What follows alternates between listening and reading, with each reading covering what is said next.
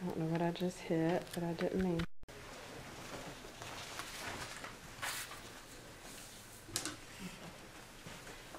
Okay, so we are having our post-observation meeting. We had the pre-conference, and then we had the 3 90-minute sessions that were observed to get us through the whole unit of A Doll's House. And wanted to provide you different types of feedback, from specific to descriptive, and reflective will be an opportunity to let you just expound upon what you observed with these kids and some general observations about these students and their learning, and then a few little concrete, constructive pieces of feedback at the end. Maybe I'll start with covering the specific and descriptive, and then we'll have that reflective time and let you sort of make some observations and then follow up with this last little piece. This is designed to be no more than 10 or 15 minutes or so. The kids were wonderful. They're so engaged in the material, and their repartee with you can tell that you've really elevated their critical conversation to a certain level, and that there's a very high expectation for their participation with the material, and they're grooving there. They really seem to enjoy that conversation.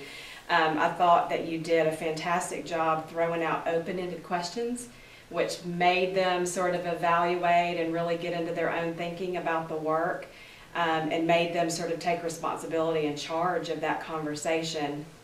It also was apparent that they were quite accustomed to making these connections between prior works that they had studied, prior periods in history that they had studied, and constantly making those intersections, which is excellent, excellent work for them, especially at the AP level, when that's exactly what they'll need to do on their exam.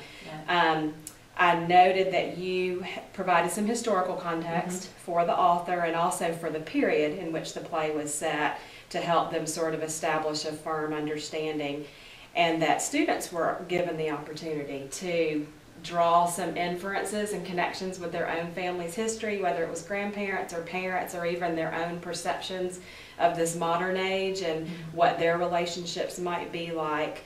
I noted that you had introduced a theme of mercy versus justice. Was that a theme just particular to this work, or is that a continuation of a theme topic from previous? There is a short story that we do from the Perrine book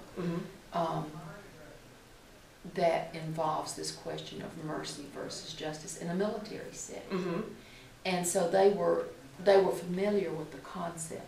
But that's the first time I pulled it into one of these novel discussions. So I've had these kids for 3 years.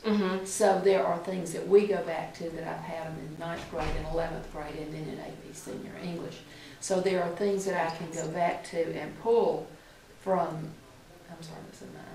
go back to and pull from previous classes, and not just this class, and say that you remember in 9th grade when we talked about Jason and Medea and their relationship. So the idea of mercy and justice comes from that. It's from earlier discussions. Okay.